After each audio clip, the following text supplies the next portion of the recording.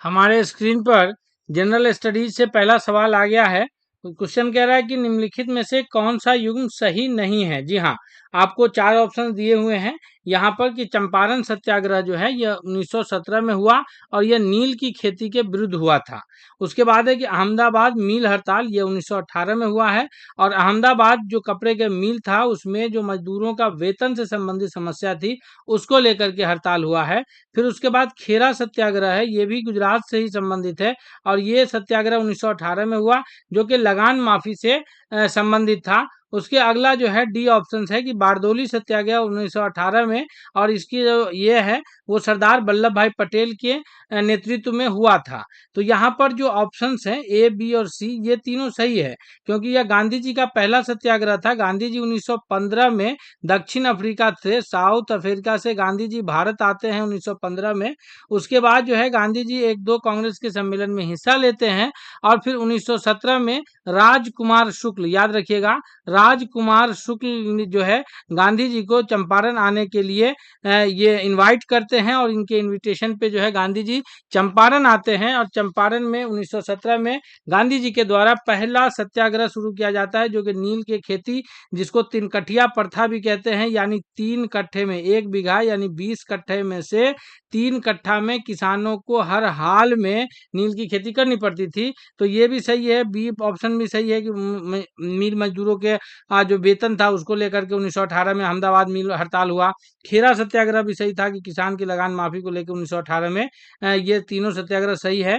लेकिन अगर बारदोली सत्याग्रह की बात की जाए तो ये सही है कि बारदोली सत्याग्रह का नेतृत्व सरदार वल्लभ भाई पटेल ने किया था और इसी के सफल जो सत्याग्रह हुआ है बारदोली सत्याग्रह, इसी के उपलक्ष्य में महात्मा गांधी जी ने वल्लभ भाई पटेल को सरदार की उपाधि दी थी। याद रखिएगा, सरदार की उपाधि जो है बारदोली सत्याग्रह के ही लिए दिए। लेकिन यह जो यहाँ पर ऑप्शन है कि बारदोली सत्याग्रह 1918, यह गलत है कि बारदोली सत्याग्रह 18 में नहीं बल्कि कब हुआ है, 1928 ईस्वी में हुआ है। याद रखिएगा, इसलिए यहाँ पर जो पूछा जा रहा है कि सही नहीं है वो ऑप्शन डी सही नहीं है, उत्तर के रूप में ऑप्शन डी जाना जाएगा। सवाल अगला है कि निम्नलिखित में से कौन सा कथन सही नहीं है। जी हाँ, दूसरा कथन भी सेम पहला क्वेश्चन की तरह ही है। ये भी यहाँ पर ऑप्शन है कि गांधी इरविन समझौता 1931 में हुआ। तो याद होगा आपको कि 5 मार्च 1931 को दिल्ली में लॉर्ड इरविन और महात्मा गांधी के बीच एक समझौता हुआ था जिसको गांधी इरविन समझौता की बात कही जाती है। और इसी समझौता में ये बात हुआ था कि जितने भी राजनीतिक बंदी हैं उन्हें छोड़ा जाए। उसके बाद अगला कथन है कि गांधी जी ने द्वितीय गोलमेज सम्मेलन, जी कब, द्वितीय गोलमेज सम्मेलन में हिस्सा लिया, क्योंकि उसी वर्ष नवंबर के महीने में, ये मार्च के महीने में भारतीय गांधी जी और इरविन के बीच समझौता होता है और उसी साल द्वितीय गोलमेज सम्मेलन जो है लंदन में होना था 1931 में। तो गांधी जी ने द्वितीय गोलमेज सम्मेलन में हिस्सा लिया। आगे है कि गांधी जी ने प्रथम गोलमेज सम्मेलन में हिस्सा लिया। अगला ऑप्शन है कि गांधी जी ने गोलमेज सम्मेलन 1931 में, द्वितीय गोलमेज सम्मेलन 1931 में हुआ। तो ये कथन तो सही है कि द्वितीय गोलमेज सम्मेलन 1931 में हुआ, गांधी इरविन समझौता 1931 में, और महात्मा गांधी ने द्वितीय गोलमेज सम्मेलन में हिस्सा लिया, ये भी सही है। सही उत्तर के रूप में जो इसका जाना जाएगा सी, क्योंकि गांधी जी केवल दूसरा गोलमेज सम्मेलन में गए थे, प्रथम और तीसरा गोलमेज सम्मेलन में गांधी जी नहीं गए थे। और दूसरा गोलमेज सम्मेलन में गांधी जी कांग्रेस के एकमात्र प्रतिनिधि के रूप में गए थे। और 3 गोलमेज सम्मेलन हुआ है लंदन में। तीनों गोलमेज सम्मेलन में जैसे हिस्सा लिया है डॉक्टर भीमराव अंबेडकर जो है, वो तीनों गोलमेज सम्मेलन में हिस्सा लिए हैं। याद रखिएगा। अगले प्रश्न की ओर हम लोग बढ़ते हैं। दोस्तों, आपसे रिक्वेस्ट करते हैं कि अगर आप चैनल पर नए हैं तो प्लीज चैनल को सब्सक्राइब कर लीजिए ताकि आपको सभी क्लास का लिंक सबसे पहले मिलेगा। हम आपके लिए बेहतरीन क्लास लेकर के आते हैं ताकि आपका सिलेक्शन हो जाए। यह हमारी कोशिश है, आपके मेहनत से आपका सिलेक्शन होगा। ये हमारी पुरजोर कोशिश रहेगी कि हम जिस भी टॉपिक्स पे वीडियो लेके आए तो एक प्रश्न को इतना डिस्क्रिप्शन में बताएं ताकि आपका कोई भी प्रश्न छूटे नहीं। जी, तीसरा नंबर प्रश्न है, अगर आप हमसे पहले कर पा रहे तो आप भी कमेंट करके उत्तर बताइएगा और क्लास के अंत में आप कमेंट करके जरूर उत्तर बताइएगा कि आपको यह क्लास कैसा लगा, कितने प्रश्न को आपने कवर किया है। सवाल है कि दांडी मार्च 1930 में प्रारंभ हुआ, इसका समापन 6 अप्रैल 1930 को दांडी में हुआ। तो साबरमती आश्रम से गांधी जी जो है अपने 78 अनुयायियों के साथ साबरमती आश्रम से, कहाँ से, साबरमती आश्रम से जो कि गुजरात राज्य में है, गांधी जी निकले थे और ये टोटल जो है 24 दिन की यात्रा किए हैं। 12 मार्च 1930 को आश्रम से निकले हैं और 6 अप्रैल 1930 को डांडी पहुंच करके नमक बना करके सविनय अवज्ञा आंदोलन की शुरुआत किए हैं। कौन से आंदोलन की शुरुआत हुई है, तो ये याद रखिएगा कि सविनय अवज्ञा आंदोलन का शुरुआत जो है कहाँ से हुआ है, तो यह 6 अप्रैल 1930 को दांडी मार्च में से हुआ है और इसका उद्देश्य नमक कानून का उल्लंघन करना था, यानी नमक कानून को तोड़ना था। तो ये तीनों ऑप्शन इस प्रश्न का सही है, इसलिए डी ऑप्शन जो है इसका करेक्ट आंसर हो जाएगा। नेक्स्ट प्रश्न है कि निम्नलिखित में किस घटना के बाद गांधी जी ने असहयोग आंदोलन को स्थगित कर दिया। जी, असहयोग आंदोलन को गांधी जी कब वापस लिए? बारदोली सत्याग्रह जो कि 1928 में हुआ, या चौरा चौरी हत्याकांड जो कि 1922 में हुआ, या फिर काकोरी कांड जो कि 1925 में हुआ, याद रखिएगा। उसके बाद जो जलियांवाला बाग हत्याकांड है यह 1919 में हुआ था। तो इसमें से किस घटना के पश्चात गांधी जी जो है असहयोग आंदोलन को वापस ले लिए? तो गांधी जी असहयोग आंदोलन, चूंकि जलियांवाला बाग हत्याकांड की जो घटना हुई उसी के पश्चात शुरू हुआ था, तो डी तो होगा नहीं। अब तीन ऑप्शन है हमारे पास, तो चौरी चौरा और काकोरी में आप कंफ्यूज नहीं होइएगा। यह चौरी चौरा कांड के बाद जो है गांधी जी ने असहयोग आंदोलन को वापस ले लिया था। 5 फरवरी 1922 को गांधी जी, ये चौरी चौरा की घटना के बाद गांधी जी अचानक से जो है असहयोग आंदोलन वापस ले लिए थे। नेक्स्ट प्रश्न है हमारे स्क्रीन पर कि चंपारण में तिनकठिया प्रथा का संबंध किससे था? अभी हम पहले प्रश्न में इसको कवर कर रहे थे, उसमें हमने आपको बताया है कि गांधी जी का जो पहला सत्याग्रह था, जिसको हम लोग चंपारण सत्याग्रह के नाम से जानते हैं, 1917 में जो हुआ है, तो इसमें यह नील की खेती के विरुद्ध था, जो तिनकठिया प्रथा भी कहलाता है, यानी 3 कट्ठों में से 20 कट्ठा में अनिवार्य रूप से, जी याद रखिएगा कैसे, तो अनिवार्य रूप से जो है यहाँ नील की खेती करनी पड़ती थी किसानों को, जिससे भूमि बंजर हो रहे थे। तो ये नील की अनिवार्य खेती को लेकर के तो जो है यह तिनकठिया प्रथा था, इसलिए इसका 5वां नंबर प्रश्न का ऑप्शन बी करेक्ट आंसर होगा। 6ठा नंबर प्रश्न है हमारे स्क्रीन पर, देखिए कि इनमें से कौन सही युग्म नहीं है। लॉर्ड विलेजली सहायक संधि किए थे, उसके बाद जो है लॉर्ड कॉर्नवालिस है जो कि अस्थाई बंदोबस्त किए हैं। लॉर्ड विलियम बेंटिक है जिन्होंने सती प्रथा का उन्मूलन किया है, कानून बना करके सती प्रथा को जो है 1929 में कानून बना के सती प्रथा को जो है खत्म करने का काम किया है। आगे लॉर्ड हेस्टिंग्स हैं जो व्यापक डॉक्ट्रिन ऑफ लैप्स यानी व्यक्तिगत का सिद्धांत दिया है। तो यहाँ पर तीन जो ऊपर के कथन है वो सही है कि लॉर्ड विलेजली के द्वारा जो है सहायक संधि किया गया था। अस्थाई बंदोबस्त का जो ये जमीनों का अस्थाई बंदोबस्त जो था वो लॉर्ड कॉर्नवालिस के द्वारा किया गया था, और लॉर्ड विलियम बेंटिक जो है वो सती प्रथा का उन्मूलन के लिए जाने जाते हैं।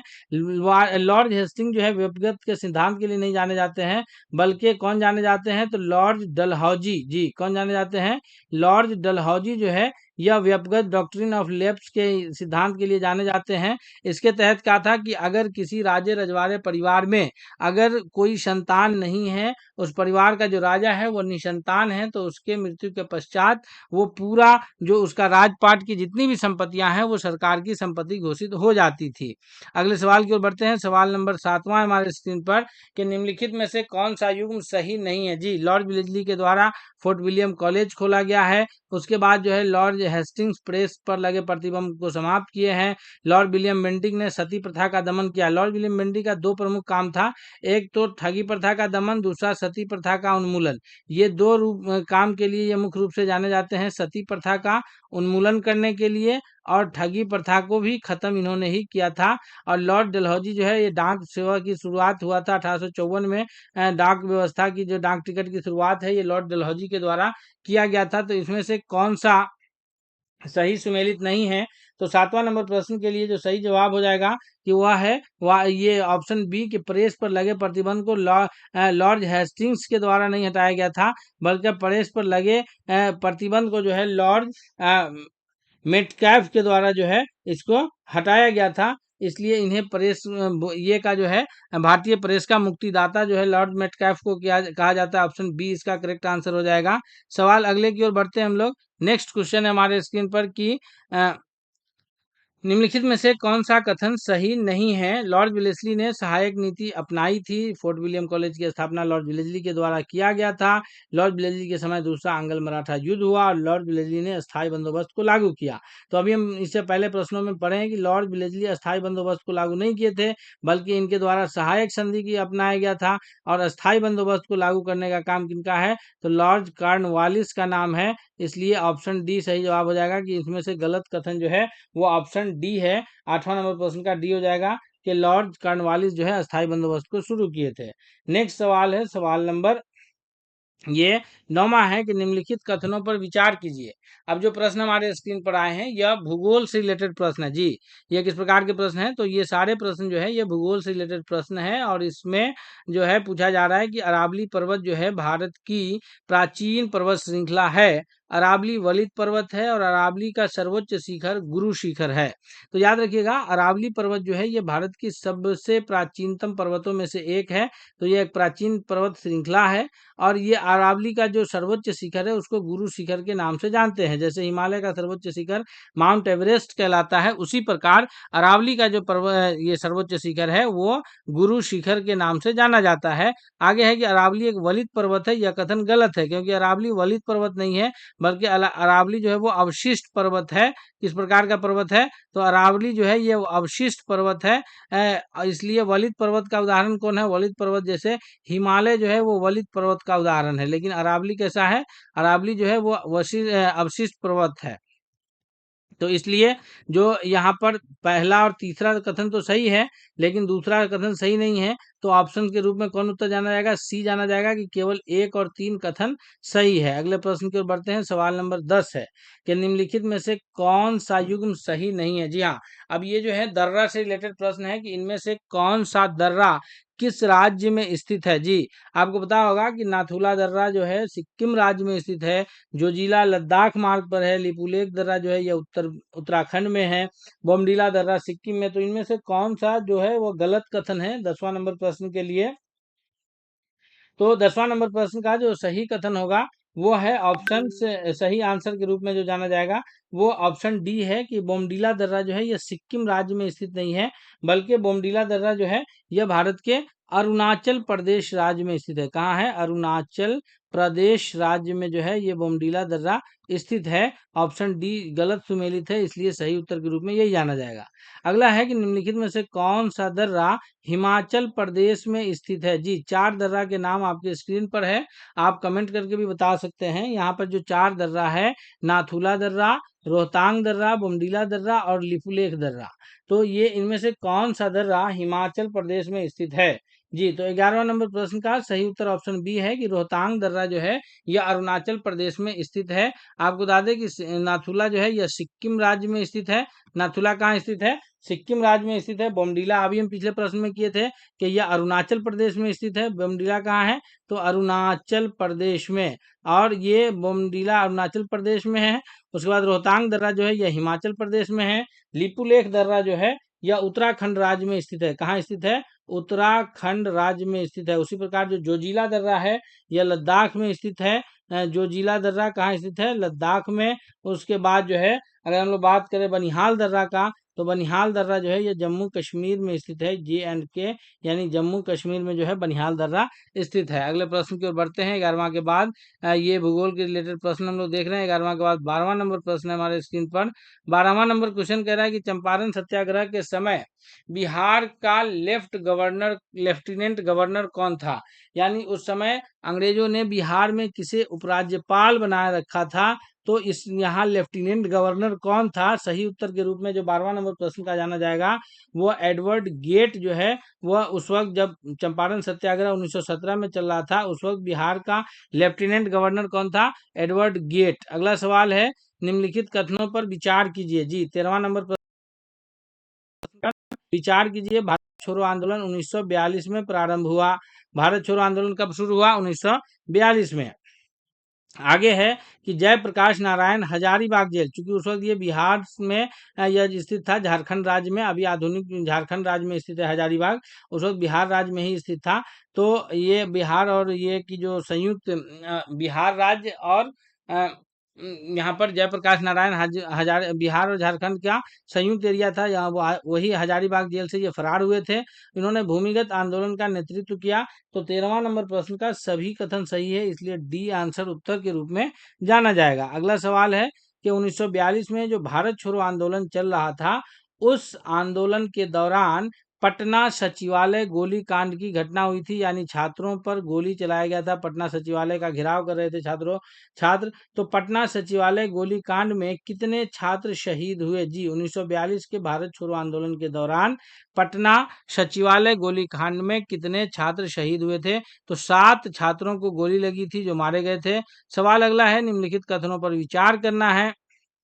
जी, प्रश्न क्या कह रहा है कि बिहार में लोकसभा के 40 सदस्य चुने जाते हैं, राज्यसभा के 16 सदस्य चुने जाते हैं, और बिहार में राज्यसभा के सदस्य राज्यपाल द्वारा मनोनीत किए जाते हैं। जी, तो यहाँ पर ये कथन ऐसे ही गलत हो गया। आपको बता दें कि ये दोनों तो आंकड़ा सही है कि बिहार में लोकसभा का 40 और राज्यसभा का 16 है।